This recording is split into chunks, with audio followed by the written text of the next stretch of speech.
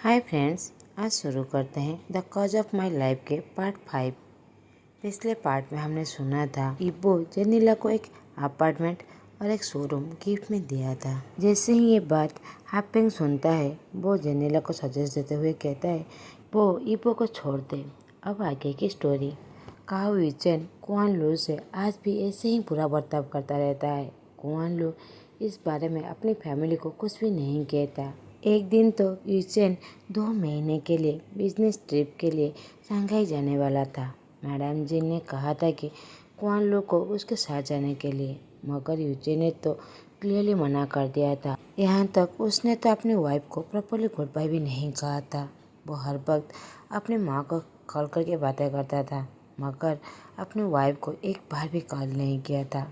Madam जी ने Kuan लू को अपने घर जाने के लिए कहा था। कुआन लू भी उसके बात मानकर अपने पेरेंट्स के घर कुछ दिनों के लिए आ गया था।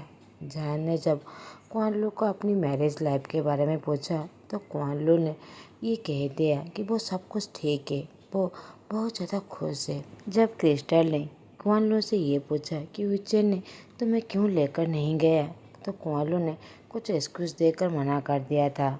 जान तो पूरी तरह श्योर हो गया था कि कुआन लू कुछ न कुछ तो ज़रूर छुपा रहा है। एक दिन जान ने बहुत ज़्यादा एडजस्ट करने पर कुआन लू ने अपनी लाइफ के बारे में सब कुछ बताया। जैसे ही ये बात जान ने सुना, वो बहुत ज़्यादा गुस्सा हो गया। वो यूचेन को पंच करना चाहता था, मगर कुआन लू ने उसे रोकते हुए कहा कोई ज़रूरत नहीं है फाइट करने की, एक न एक दिन सब कुछ ठीक हो जाएगा। जान तो इस बात पर कभी भी कन्विंस नहीं हुआ था, मगर वो अपने सीजे की बातों पर फाइनली मानना ही पड़ा। दूसरी तरफ वांग मेंशन में जेनिला जो देर तक सोया हुआ था, उसकी माँ सीजे आकर कहती है तुम इतने देर तक क्यों सोए हुए हो, तुम ठीक हो? जेनिला कहता है मैं ठीक हूँ मामा, आप कहीं जा रहे हो? सीजे कहती है हाँ, मैं मार्केट जा रहा हूँ, मैं 1 घंटे में आ जाऊँगा और आइवान को मैंने स्कूल भेज दिया है। ये कहकर सीसी वहाँ से चली जाती है तो जेनिला अपनी बैग पैकिंग करने लगता है। वो रूम से जैसे ही जाने वाला था कि एक मेड देख लेती है। वो कहती है यंग मिस्ट्रेस, आप कहाँ जा रहे हो? जेनिला गुस्सा होते हुए कहती है ना फिर बिजनेस, तुम यहाँ से चले जाओ। ये कहकर वो उस मेड को थोड़ा सा धक्का दे देता है। वो हापेंग को कॉल करके उसके घर चली जाती है। हापेंग कहता है फाइनली तुमने अपना राइट डिसीजन ले लिया है। जेनिला कहती है हाँ, मैंने इस स्टेप तो ले ली, मगर अभी भी मैं डरा हुआ हूँ। अगर कुछ भी हुआ तो अंकल मुझे कभी भी माफ़ नहीं करेंगे। हापेंग कहता है ओ, तो फिर तुम्हारा नेक्स्ट प्लान क्या है? जेनिला कहती है मैं युहान जाना चाहती हूँ, तुम्हें पता है यहाँ रहना मेरे लिए खतरे से कम नहीं है, इसीलिए मैं यहाँ से बहुत दूर जाना चाहती हूँ जिससे मुझे कोई भी ढूंढ ना पाए। हापेंग कहता है नो प्रॉब्लम, मैं तुम्हें बताता हूँ कि फ्लाइट कब है। जेनिला कहती है थैंक यू सो मच मेरी इतनी ज़्यादा हेल्प करने के लिए। हापेंग कहता है मैं अपनी ब्यूटीफुल फ्रेंड को इतना ज़्यादा सफ़र में कैसे देख सकता हूँ। जेनिला मुस्कुराते हुए कहती है अब मैं बेस्ट लॉयर हायर करूँगी जिससे मैं आइवान को अपनी कस्टडी में ले सकूँ।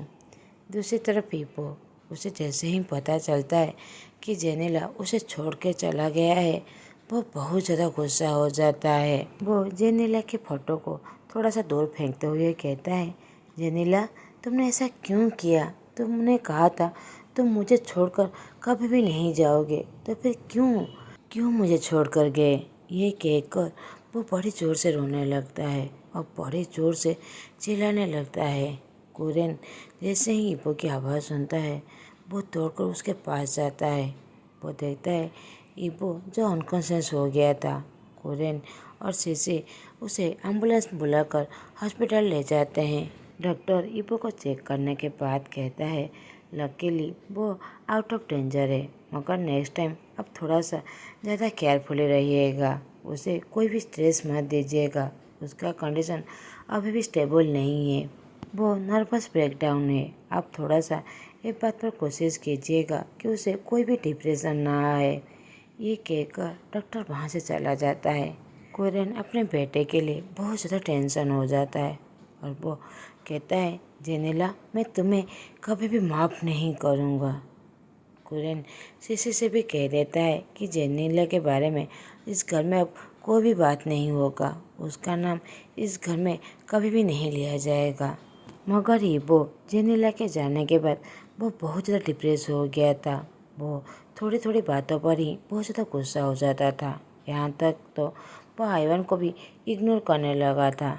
एक दिन आइवन और कुरेन इबो के रूम पर जैसे ही आते हैं, इबो कहता है, डैड, इसे लेकर बाहर चले जाओ, मैं उसकी शक्ल भी नहीं देखना चाहता। आइवन रोते हुए कहता है, डैडी, आपको क्या हो गया है? आप मुझ पर इतना ज़्यादा गुस्सा क्यों हो रहे हैं? मैं तो आपसे कुछ भी नहीं कहा है। मैं अपने मामा को बहुत ज़्यादा मिस कर रहा हूँ। प्लीज़ उन्हें लेकर आ जाइए। इबो गुस्से से कहता है, डैड, मैंने कहा ना, इसे बाहर लेकर चले जाओ। ये कहकर इबो भी रोने लगा था। आइवन रोते हुए कहता है, डैडी, ठीक है, मैं यहाँ से जा रहा हूँ, प्लीज़ आप मत रोइए। ये कहकर वो वहाँ से चला जाता है। कुरेन कहता है, इबो, तुम उसके साथ ऐसे ट्रीट कैसे कर सकते हो? वो तुम्हारा बेटा है, उसे तुम्हारी ज़रूरत है। उसकी माँ उसे छोड़ कर चला गया। एटलीस्ट तुम तो उसे अच्छे से बात कर सकते हो ना। इबो कहता है, नहीं, मैं नहीं कर सकता।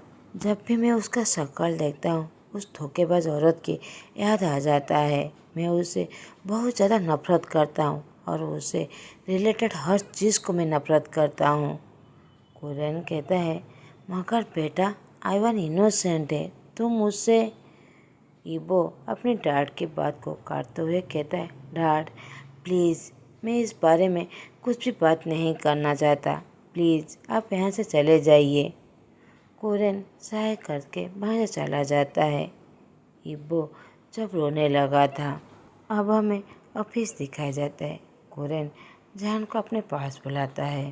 कुरेन कहता है, शाहजहान, तुम कितने महीने से यहाँ पर काम कर रहे हो? जान थोड़ा सा नर्वस होते हुए कहता है, सर, कुछ महीने ही हुए हैं।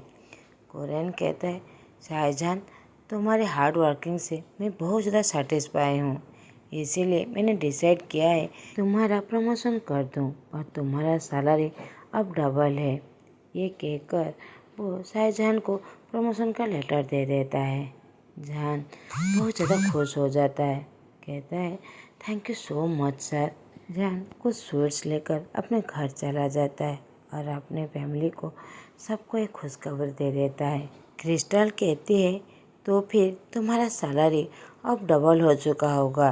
तुमने ये खुशखबरी डेरियन और तुम्हारी आंटी को दी है नहीं? जहान कहता है, हाँ मम्मा, मैंने उनके घर कुछ स्वीट भी भेज दिया है। दूसरी तरफ डेरियन जैसे ही घर आता है, उसकी माँ से जैसे ही जहान के प्रमोशन के बारे में सुनता है, वो कहता है, जहान ने तो मुझे इस बारे में कुछ भी नहीं कहा। उसकी माँ कहती है, शायद वो ये बात तुम्हें पर्सनली कॉल करके कहना चाहता होगा। डेरियन कहता है, शायद मैं ही अभी उसे कॉल करता हूँ। डेरियन जहान को कॉल करके कहता है, तुमने ये खुशखबरी मुझे क्यों नहीं कहा? जहान कहता है, मगर मैंने ये बात आंटी को कह दी थी। डेरियन कहता है, नहीं, तुम्हें ये बात मुझे पर्सनली कहना चाहिए था।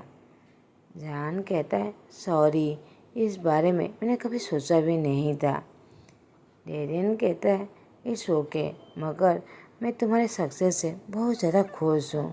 दूसरी तरफ काइवचन कुआनलू से दूर रहकर उसे थोड़ा सा मिस करने लगा था। अब वो जल्द से जल्द घर वापस आना चाहता था। वो कुआनलू से बातें करना चाहता था, मगर जब भी कॉल करता था, बस उसके माँ ही कॉल उठाते थे और उसे वो ये कह भी नहीं पाता था कि वो अपनी वाइफ से बातें करना चाहता है। जब वो घर वापस आया, वो कुआनलू को अपने सामने देखकर बहुत ज़्यादा खुश था, मगर इस पर कुआनलू का बिहेवियर कुछ चेंजेस लग रहा था। अब वो यूचेन को थोड़ा सा इग्नोर करने लगा था। यूचेन को जो सब कुछ बिल्कुल ही पसंद नहीं था, मगर मैडम जिन तो अपनी बेटी की ऐसी देखकर वो मुस्कुराने लगते हैं कि उनकी आइडिया फाइनली काम करने लगा है। उन्होंने ही लू को ये एडवाइस दी थी कि वो यूचन को थोड़ा सा डिस्टेंस मेंटेन करे। एक दिन यूचन जब किचन में आता है, वो देखता है लू जो किचन में कुछ काम कर रही है। वो उसे पानी देने के लिए कहता है, मगर लू तो उसे अभी भी इग्नोर कर रहा था। यूचन गुस्सा होते हुए उसके दोनों हाथों को टाइटली पकड़ते हुए कहता है, मुझे इग्नोर करना बंद करो, अब मैं उसे टॉलरेट नहीं कर सकता। प्लीज़ पहले की तरह मेरे साथ नहीं रह सकते। तुम्हारा इग्नोर करना मुझे बहुत बुरा लग रहा है। मुझे पता है मैं बहुत ज़्यादा जर्क हूँ, पागल हूँ। मैं तुम्हें बहुत ज़्यादा हर्ट किया है, यहाँ तक मैं तुम्हें हर्टफुली बातें भी किया है। प्लीज़ ये सारी बातें भूल जाओ। मैं बहुत ज़्यादा गिल्टी हूँ। आई एम सॉरी, मुझे माफ़ कर दो। आज के बाद मैं तुम्हें हमेशा अच्छे से ट्रीट करूँगा। मैं तुम्हें कभी भी हर्ट नहीं करूँगा। प्लीज़ मुझे माफ़ कर दो। कुआन लू जो ये सारी बातें सुनकर उसके आंखों में आंसू आ गया था। वो अभी भी अपने हस्बैंड से बहुत ज़्यादा प्यार करती थी। मैडम जिन जो दूर खड़े होकर उन दोनों की बातें सुन रहे थे, वो कहते हैं, फाइनली तुम दोनों के बीच सब कुछ सेटल हो गया। यूचेन कहता है, हाँ मामा, मैं पहले इस मैरिज के अगेंस्ट था, मगर आपका डिसीज़न बेस्ट डिसीज़न है। मैडम जिन कहते हैं, ठीक है, तो फिर तुम दोनों कुआन लू के पेरेंट्स से मिलने क्यों नहीं जाते? यूचेन नोट करता है। मैडम जिन अब लू की तरफ देखने लगते हैं। मैं कुआन लू जो समझ जाता है, वो भी मुस्कुराते हुए नोट करती है। अब यूचेन कुआन लू शॉपिंग के लिए चले जाते हैं। वो लोग रेस्टोरेंट भी जाते हैं, यहाँ तक कि वो लू के पेरेंट्स से भी मिलने जाता है। ये पहली बार था कि यूचेन जो उन लोगों से मिलने आया था।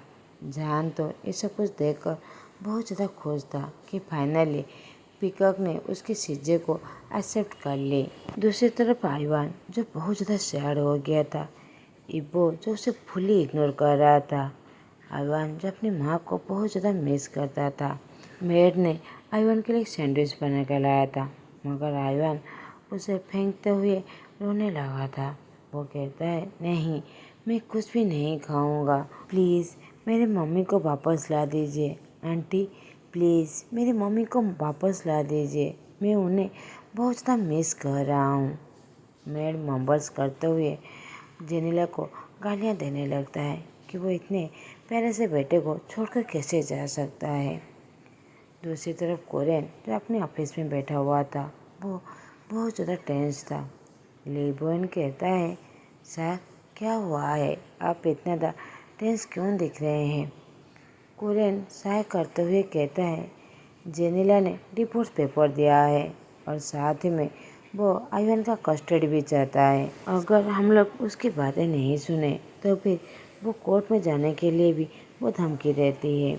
दूसरी तरफ जेनिला जब सीसी को कॉल करती है, सीसी तो कॉल उठाते ही अपनी बेटी को गालियाँ देने लगती है। कहती है, तुम्हें कोई शर्म लाज है या नहीं? तुम ऐसा कैसे कर सकती हो? इबो और अपने बेटे को छोड़कर ऐसे कैसे जा सकते हो? एक बार इस बारे में मुझे क्यों नहीं कहा? अगर तुम्हारा ऐसा कोई प्लानिंग था तो पहले मुझे क्यों नहीं कहा? तुम्हें क्या लगता है कि तुम एक अपार्टमेंट और शोरूम लेकर कोई लॉटरी जीत ली है?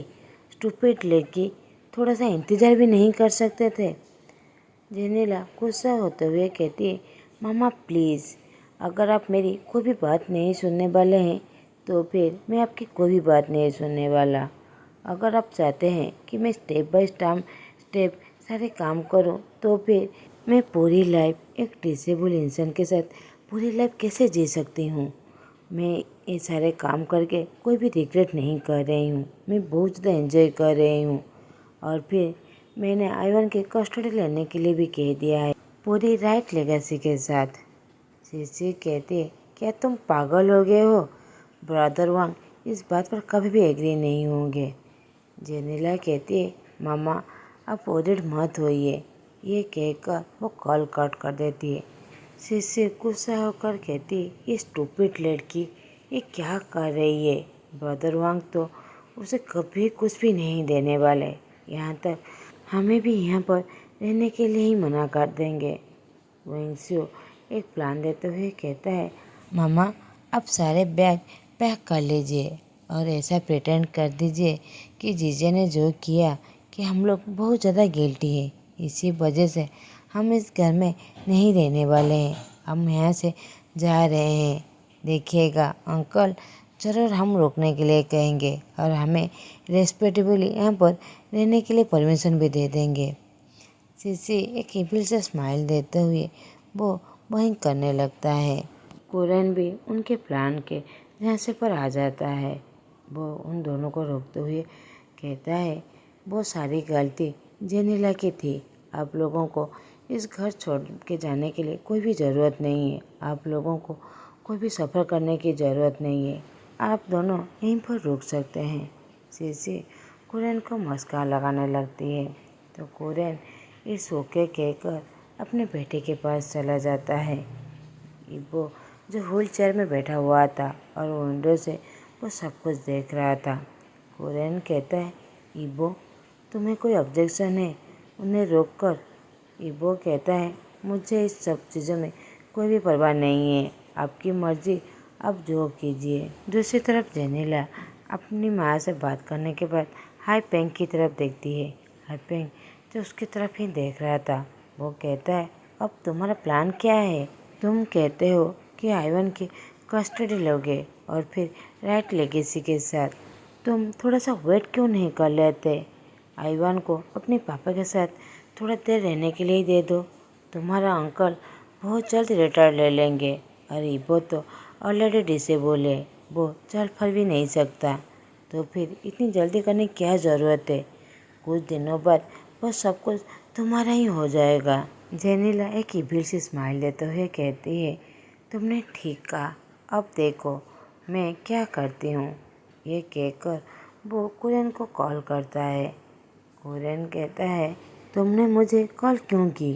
मैंने तुम्हें पहले से ही सब कुछ क्लियर कर दिए, तुम्हें समझ में नहीं आता। जेनिला कहती है, अंकल आप अगर मेरी बात नहीं सुने तो फिर मैं पूरे वर्ल्ड को बता दूंगी कि आपका वर्ल्ड चैंपियन बेस्ट बेटा जो अभी पूरी तरह डिसेबल है वो कभी भी चल फिर नहीं सकता। आपका ये सीक्रेट पूरी वर्ल्ड के सामने रिवील कर दूंगी। कुरैन थोड़ा सा पैनिक हो जाता है। वो कहता है, ऐसा कुछ भी करने की ज़रूरत नहीं, मैं आइवन के बदले 5 करोड़ दूंगा, इतना काफ़ी है। जेनिला कहती है, इस बारे में मैं सोचूंगी। ये कहकर वो कॉल कट कर देती है और इस बारे में वो हापेंग को भी कह देता है। तो हापेंग कहता है, ये बहुत बड़ा अपॉर्चुनिटी है, तुम्हें इसे एक्सेप्ट कर लेना चाहिए। तो जेनिला कुरैन को टेस्ट करके एस कह देती है। इस तरह कुछ दिन बीत जाते हैं। एक दिन कुरैन अपने ऑफिस में बैठा हुआ था, कहीं गहरी सोच में खोया हुआ था। अब हमें फ्लैशबैक दिखाया जाता है। कुरैन जो डॉक्टर के सामने बैठा हुआ था। डॉक्टर कहता है, मिस्टर वांग, इबो की कंडीशन बहुत बुरा हो गया है, वो बहुत ज़्यादा डिप्रेस में चला गया है, जो उसकी लाइफ के लिए बहुत ज़्यादा डेंजरियस है। आपको उसकी दूसरी शादी कर देना चाहिए।